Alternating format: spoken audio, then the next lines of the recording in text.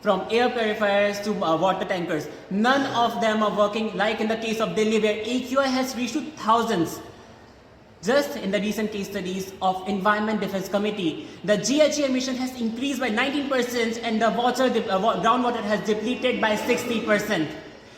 From 1.7 million deaths annually to hazardous natural calamities, it is now a time that we have to get an innovative and sustainable solution. Is a self-sustainable ecosystem which comprises of an canopy and as well as a good ecosystem. It supports flora and fauna. Green Horizons take a better use of land where both agriculture and ecosystem meets. Green Horizon has AQI and moisture sensors installed which help us in the better working of Green Horizon. Now, Green Horizon is the end and the final green. So there will be no 1.7 million deaths and neither the AQI will be increasing.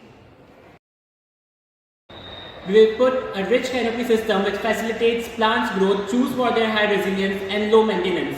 The wastewater of these buildings will pass through this canopy system, or in rainy seasons, the rainwater will collect in the canopy and the rest of the water will pass through this PVC pipes.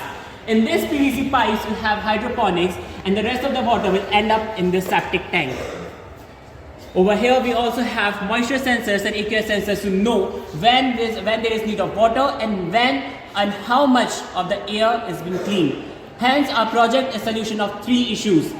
Replenishes groundwater, filters the air and cools the surrounding. Thank you. Our future plans for Green Horizon is to integrate IoT for auto watering, light adjustment and real-time air quality analysis. We will also combine the algae-based electricity with solar panel for dual sustainable energy source.